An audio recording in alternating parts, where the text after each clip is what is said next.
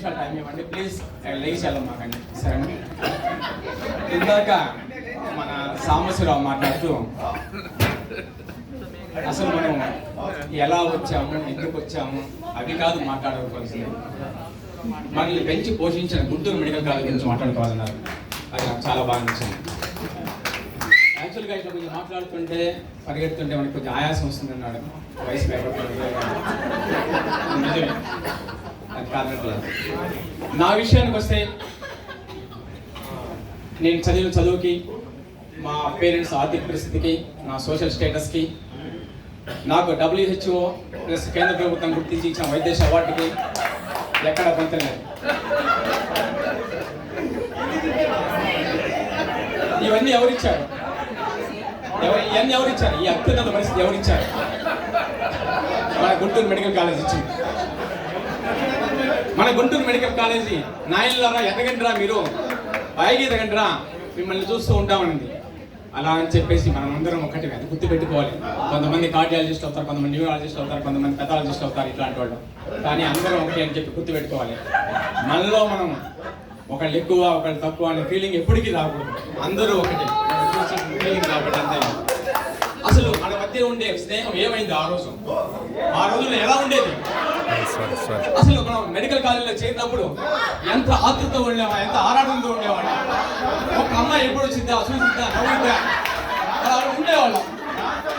ఇవాళ ఏమైందని అనాటమీ క్లాస్కి వస్తే ఇటు పక్క అందరం కూర్చోండి, మొత్తాన్ని కవర్ చేయాల్సి వచ్చేది. బయోకెమిస్ట్రీ క్లాస్ అయినా అవగానే పిల్లలది కలిపి పైకెక్కి కూర్చునేవాళ్ళం. ఎందుకు?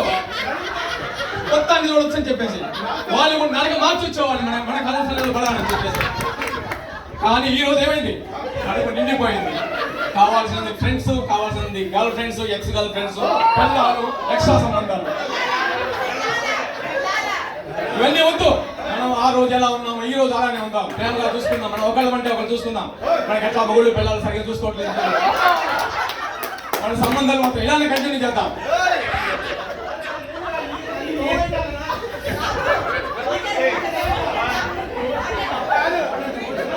అంటే కొంచెం మనకు ఆయాసం వస్తుంది. మనం ఏంటంటే మనం ఎప్పుడు కూడా మనం ఒకరిని తిట్టుకొని నిలబెట్టుకోవద్దు. ఎప్పుడు కూడా మనం ఒక సంఘీభావంతో ఉంటాయి. యాక్చువల్గా ఇంత పెద్ద మెగా రీయూనియన్ చేయాలని చెప్పి ఎవరికి థాట్ వచ్చింది? ఆ కాసులో వెంకటేశ్వరరావు ఆయనకి నమస్కారాలు. దాని వెనకాల వంశీ గారికి, కళ్యాణ్ గారికి, జోగి నాయుడికి, మహేష్ గారికి, వీళ్ళందరికీ కూడా సర్దుకోటి వందనాలు. మనం అనుకున్నాం ఎక్కడ రీయూనియన్ చేద్దామని చెప్పేసి. అమ్మాయిలందరూ కూడా మనం అందరూ ఎక్కడ రీయూనియన్ చేద్దామని చాలా చాలా అనుకున్నాం. అమెరికా, దుబాయ్, UK, గోవా, డోహా, మొన్న అనౌన్స్ చేశారు లక్షద్వీప్, ఇవన్నీ అనుకున్నాం. కానీ ఇక్కడ గోవాలో పెట్టాల్సి వచ్చింది. ఎందుకు వచ్చింది? ఎవరి డబ్బులు నింపుకోవడానికి ఇక్కడ పెట్టారు. ఇక్కడ ఎవరి ఆర్థికంగా బాగుపడడానికి ఇక్కడ పెట్టారు.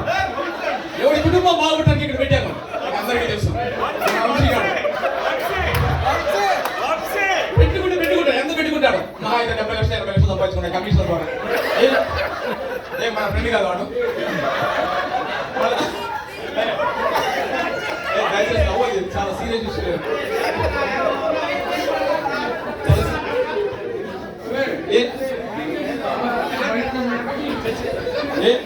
వాడు సంపాదించుకుంటే ఏమైంది? మన ఫ్రెండ్ కాదా?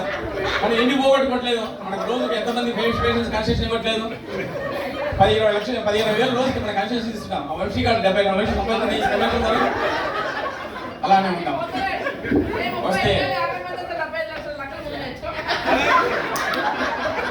ఓకే, మనందరికీ పిచ్చి. ఎంత పిచ్చి అంటే మహా పిచ్చి. సుజనా కూడా ట్రీట్ చేయలేదు, పిచ్చి అన్నమాట. అయితే ఇక్కడికి వచ్చిన వాళ్ళకే కాకుండా రాని వాళ్ళకి కూడా చాలా పిచ్చింది. అంటే కాకపోతే వాళ్ళు కొంతమంది కుటుంబ కారణాల వల్ల, కొంతమంది వయసు రీత్యా, కొంతమంది ఆర్థిక విషయాల వల్ల సారీ రాజమాత గారు ఆర్థిక విషయాలు తీసేయండి రికార్డ్స్ నుంచి. కుటుంబ కారణాల వల్ల వృత్తి రీత్యా రాలేకపోయారు.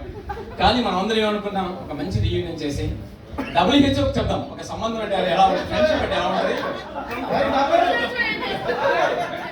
అసలు ఫ్రెండ్షిప్ అంటే ఎలా ఉంటుంది, ఫ్రెండ్స్ అంటే ఎలా ఉంటారు, ఇంతమంది ఫ్రెండ్స్ ఎలా ఉంటారు అని చెప్పి చూపిద్దామని ఇవి చేసేటప్పుడు కొంచెం కొంచెం చిన్న చిన్న పొరపాటు జరుగుతుంటాయి. చిన్న చిన్న పొరపాటు ఎక్కడ జరగవు. నేను యాక్చువల్గా ఇవాటికి ఇవ్వాలా, మీరు వినట్లేదు సార్. దీంట్లో టైం ఏంటి సార్? 2 నిమిషాలు ఎప్పుడో అయిపోయింది. మేడం ఇది లాస్ట్ మేడం.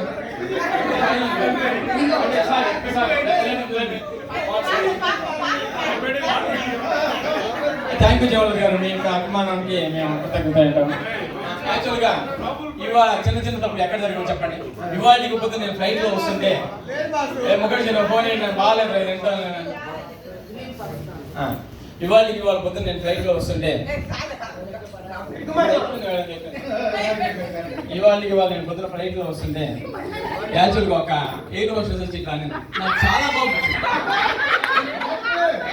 కోపం వచ్చింది. నేను చాలా కోపం వచ్చేసి నేను ఏదో నన్నా అనుకుంటే ఏమైతే మళ్ళీ సేమ్ అక్కడ గీతా రెస్టారెంట్లో ఏమైందో ఫ్లైట్ క్రాష్. చిన్న చిన్న కప్పులు ఎక్కడ జరగవు, ఏ కుటుంబంలో జరగవు, ఏ అన్నదమ్ములో జరగవు, ఏ ఫ్యామిలీలో జరగవు. అలా అని చెప్పేసి మనం బయటకు వస్తున్నామా, పోట్లాడుకుంటున్నామా, కావాలంటే ఒక బాత్రూమ్ దగ్గర రూమ్ దగ్గర వెళ్తున్నాం, మాట్లాడుకుంటున్నాం, ఏమేమి చెప్పేసి కోరుకుంటాం. దయచేసి మీకు ఎప్పటి చెప్తున్నాను, ఇప్పటి నుంచి మనకి ఎప్పుడు కూడా ఇటువంటి పర్పస్ లేకుండా మనం అందరం కూడా మంచి ఫ్రెండ్స్ కావండి. మన GMC 19